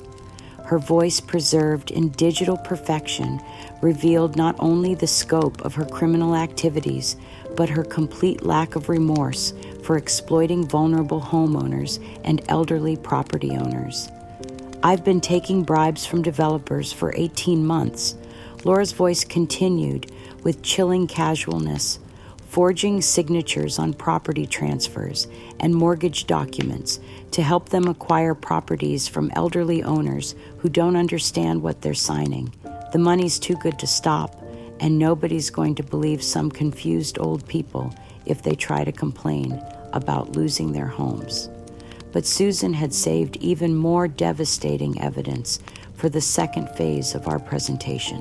She produced sworn statements from 5 community members who'd witnessed Mark's campaign of intimidation and harassment over the past several months, along with documentation that proved every one of his accusations against me was fabricated or deliberately distorted to protect his wife from criminal prosecution.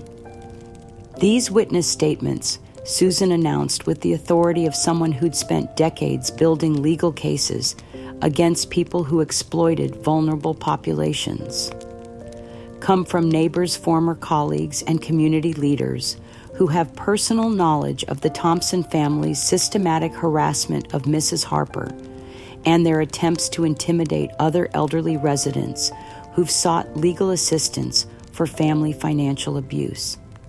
Dr. Patricia Williams, my former colleague at the library who'd known me for 15 years, approached the podium to address Mark's lies about my mental capacity and professional competence personally. I've worked closely with Evelyn Harper for 15 years, she said with obvious indignation at the character assassination she'd just witnessed. And I can tell you that every accusation this man has made is a complete fabrication designed to intimidate an elderly woman who exposed his wife's criminal activities.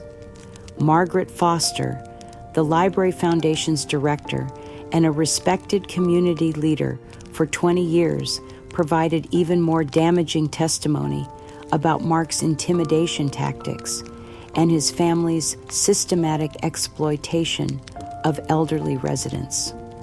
Mark Thompson and his family have been systematically targeting elderly community members who've accessed legal services for family financial disputes, she announced to the assembled crowd. They use intimidation, character assassination, and social media harassment to discourage elderly victims from pursuing legal remedies when their families steal from them. But the most devastating blow came when Susan presented Mark's own social media history, including posts he'd deleted but that had been preserved through digital forensics and legal discovery processes. The evidence showed a clear pattern of harassment threats and obvious coordination with Laura and Tina to destroy my reputation through manufactured scandals and false accusations. These social media posts and deleted content, Susan announced, show Mr. Thompson systematically threatening elderly residents who've sought legal help while simultaneously using his wife's position and criminal connections to identify vulnerable targets for their exploitation schemes. I stepped forward, then moving to the center of the room where Mark stood with his face growing paler by the moment, clearly realizing that his carefully planned attack had backfired in the most devastating way possible, and that his criminal intimidation attempt had been broadcast live to his own social media followers.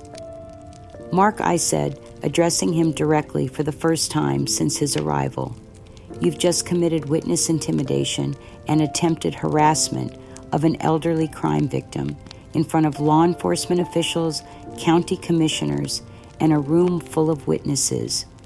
You've also just broadcast evidence of your intimidation tactics to your own social media followers, creating permanent documentation of your criminal behavior. The room was dead silent, now everyone's attention focused on this family drama that had become a masterclass in recognizing and prosecuting elder abuse and witness intimidation tactics. Several law enforcement officials were taking notes, obviously understanding that they were witnessing exactly the kind of criminal behavior their elder protection efforts were designed to prevent and prosecute. You've just proven in front of this entire community that you're willing to intimidate elderly crime victims, fabricate evidence, and use social media harassment to protect criminals from the consequences of their actions. I continued, my voice growing stronger with each word. You've demonstrated exactly why elderly residents need legal protection from family members who see them as obstacles to their criminal enterprises rather than human beings deserving of dignity and respect. The transformation in the room's perception was immediate and absolute. Faces that had shown doubt and suspicion now reflected disgust and outrage directed entirely at Mark. People began standing and moving away from him as if his criminal behavior might be contagious, isolating him in an expanding circle of social condemnation and legal accountability. But the final blow came from an unexpected source that Mark couldn't have anticipated. Detective Sarah Chen from the county's Elder Abuse Task Force stood up from her seat in the middle of the auditorium to address Mark's criminal behavior directly. Mr. Thompson, she announced with the authority of someone who'd spent years prosecuting exactly this kind of case, you're under arrest for witness intimidation, harassment of an elderly crime victim, and conspiracy to obstruct justice. You have the right to remain silent. The handcuffs clicking around Mark's wrists created a sound that echoed through the silent auditorium like a gavel delivering final judgment. His phone, still recording his own arrest, captured the moment when his intimidation campaign transformed into criminal charges that would follow him for the rest of his life.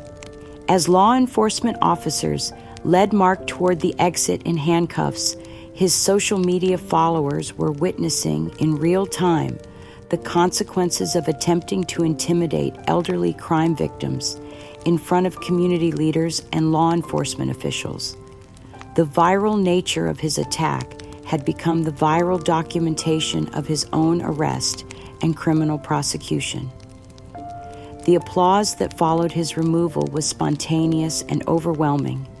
But more than that, it felt like vindication, not just for me, but for every elderly person who'd ever been intimidated into silence by family members who used fear and harassment to cover up their criminal exploitation of vulnerable relatives. As I looked out at the room full of people who now understood exactly what we were fighting against, I felt a sense of justice so complete it was almost overwhelming.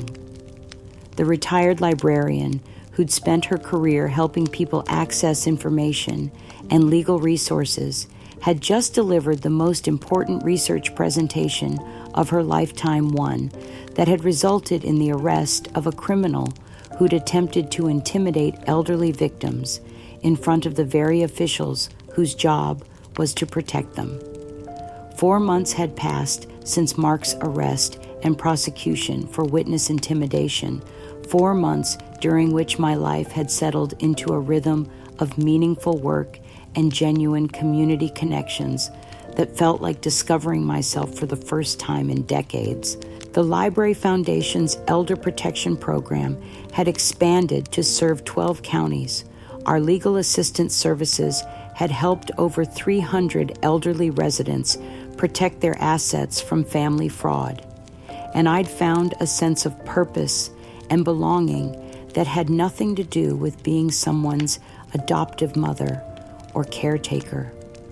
I was working in my small apartment garden on a peaceful Saturday afternoon in early March, planting seeds for vegetables that would feed me through the summer, and preparing flower boxes that would brighten my windows during the warmer months ahead, when I heard the sound of slow, hesitant footsteps on the stairs leading to my second-floor apartment. Looking up from my work, I saw a figure approaching that took me several moments to recognize as the woman who'd once held such devastating power over my emotions and financial security. Laura stood at my apartment door, looking like a ghost of her former self. Her once confident posture collapsed into the hunched shoulders of someone who'd lost everything that had once defined her identity and social status. Her expensive clothing had been replaced by discount store basics that had seen better days, her carefully maintained appearance now reflecting the kind of neglect that comes from someone who's stopped caring about how the world perceives her. She stood there for several minutes, clearly gathering courage for whatever performance she'd come to deliver, watching me work in my garden containers with an expression that might have been genuine longing if I'd been naive enough to believe she was capable of such authentic emotion. When she finally spoke, her voice carried the broken quality of someone who'd spent months practicing this moment while her world crumbled around her. "Evelyn," she said, her voice barely above a whisper, but carrying clearly across the small space between us. "I know I don't deserve to be here. I know I don't have any right to ask for your time or your attention after everything I've done to hurt you and destroy our family. But I'm hoping you might give me just a few minutes to try to explain, to apologize, to somehow begin making amends for the terrible mistakes I've made." I continued working with my seed planting, not acknowledging her presence beyond the slight tightening around my eyes that anyone who knew me well would recognize as barely contained irritation mixed with profound sadness for what we'd lost. She'd forfeited the right to call me by name the day she'd chosen theft over 25 years of unconditional love, and no amount of tears or pleading would restore that precious privilege.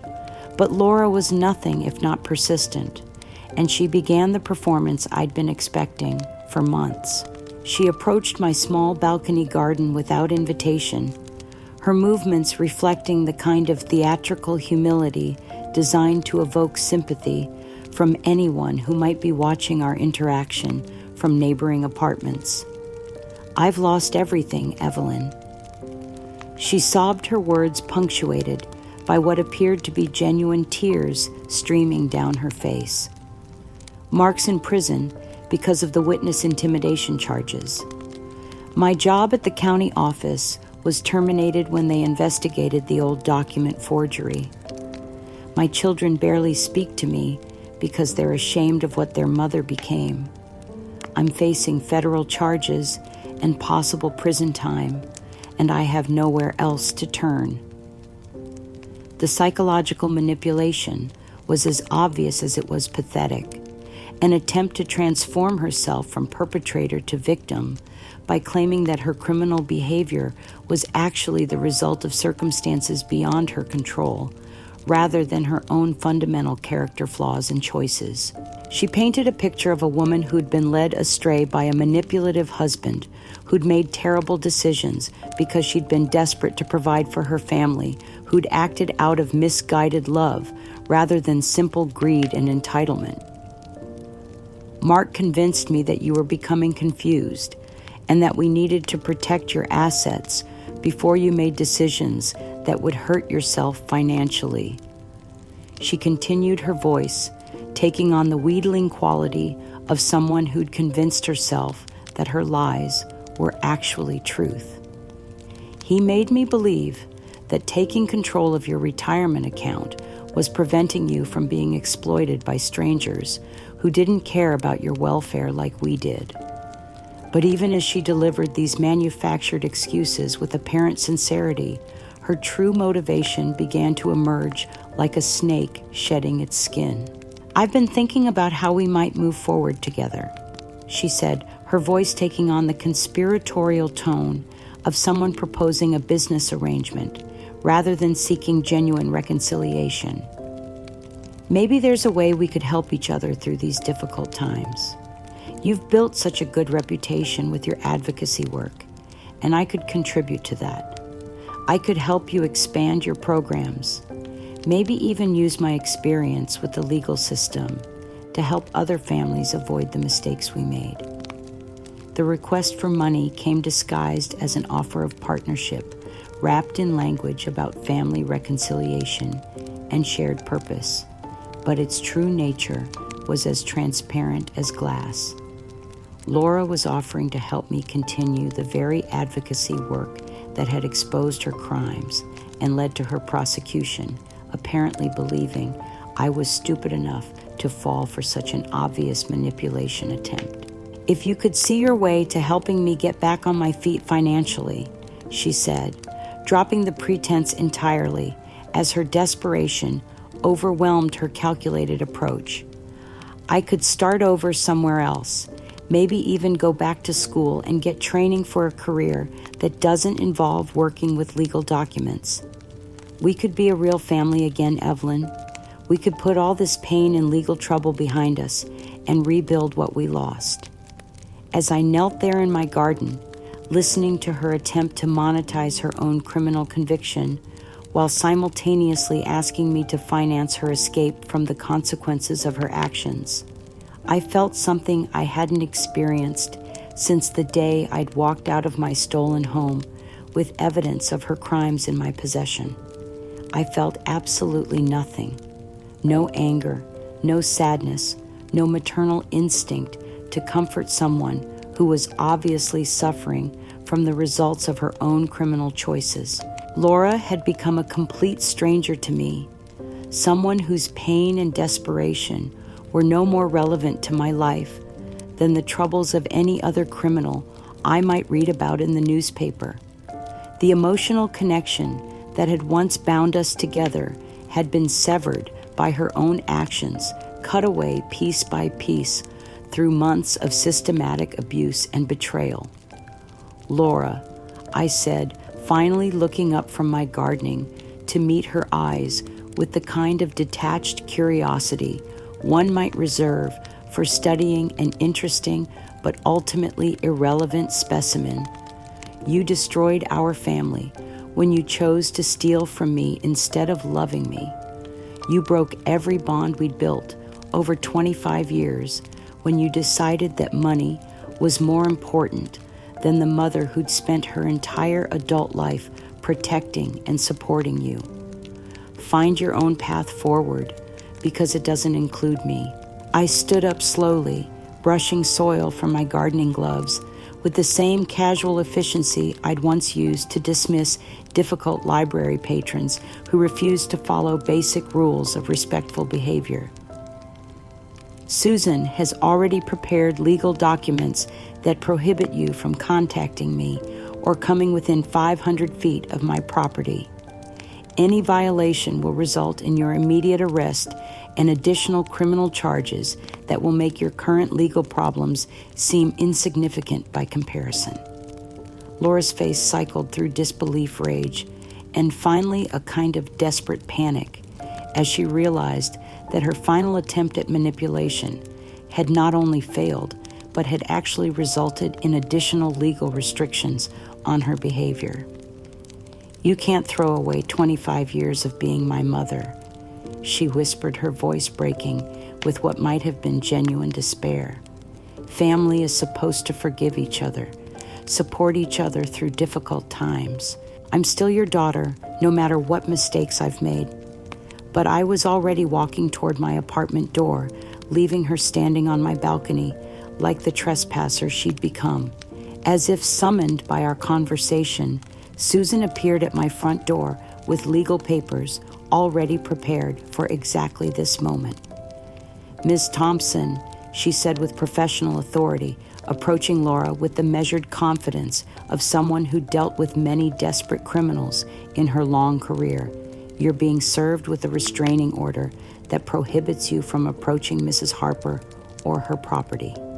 Any violation will result in your immediate arrest and additional charges for harassment and violation of court orders." The papers fell from Laura's nerveless hands as she stared at me with the expression of someone watching their last hope disappear forever. "Evelyn, please," she whispered one final time, "don't let it end like this between us." But I was already closing my apartment door, shutting out her voice and her presence with the same finality I'd once used to end conversations with manipulative library patrons who refused to accept appropriate boundaries. "You ended it the day you chose to destroy me," I said through the closing gap. "Now, live with the consequences." The silence that followed was the most peaceful sound I'd heard in years, broken only by the distant sound of Laura's footsteps retreating down my stairs and Susan's satisfied voice as she confirmed that the restraining order would be enforced by local law enforcement and monitored through the criminal court system. As I returned to my garden and my spring planting, I felt a profound sense of completion settle over me, like warm sunshine on a perfect spring day. The last vestige of my old life, the final attempt at manipulation from someone who'd never understood my worth, had been dealt with permanently and decisively. As I sit in my cozy apartment this evening, surrounded by thank you letters from elderly people, our library foundation has helped protect from family financial abuse, and photographs from our support group's latest community education workshop. I can barely recognize the broken woman who discovered her stolen retirement savings 6 months ago and felt like her entire world was collapsing around her. My days now overflow with meaningful work that feeds my soul in ways I never experienced during my years of unappreciated sacrifice and one-sided devotion to ungrateful family members. 4 mornings a week, I coordinate our expanded elder protection program, training social workers and law enforcement officers to recognize the sophisticated methods that criminals use to exploit elderly family members.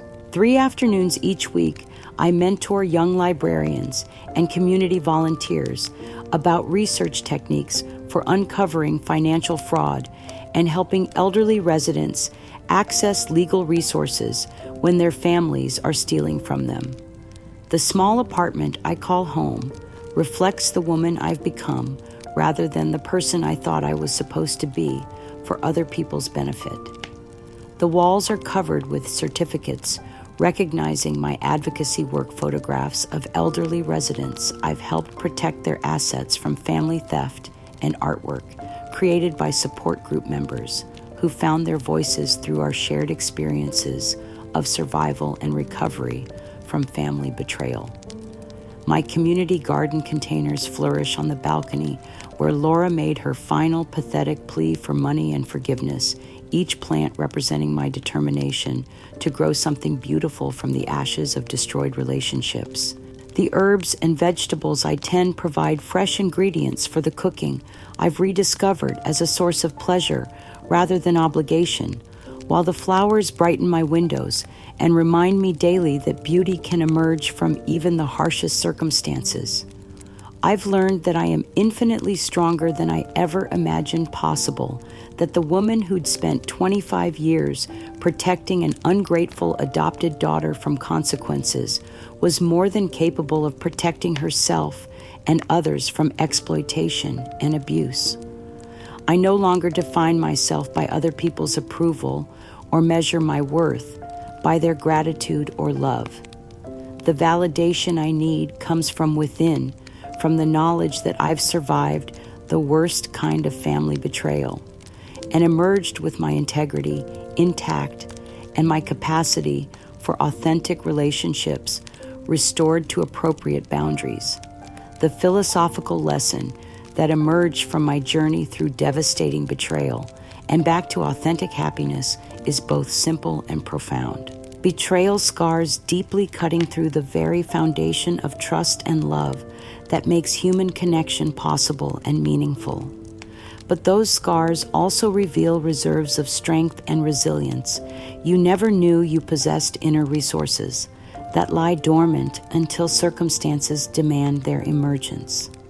You must guard your heart carefully, learning to distinguish between those who truly value your worth and those who view you merely as a resource to be exploited until depleted. But most importantly, you must never stop trusting in your own inner light, your own value, your own right to be treated with dignity and respect, regardless of who chooses to walk away from your life when you establish appropriate boundaries. Peace comes not from others' approval or gratitude or even their love, though authentic relationships can enrich your existence immeasurably. True tranquility emerges from standing tall in your own worth, from building a life that reflects your values rather than other people's expectations, from refusing to accept treatment that diminishes your spirit or exploits your generous nature. As I tend my garden each morning, planting new seeds and nurturing growing plants, I often wonder how many other people might discover their own hidden strength if they could see themselves through eyes unclouded by others' manipulation and exploitation. My flowers bloom in defiant beauty despite the harsh seasons they've survived, and so do I. In the end, that may be the most profound victory of all,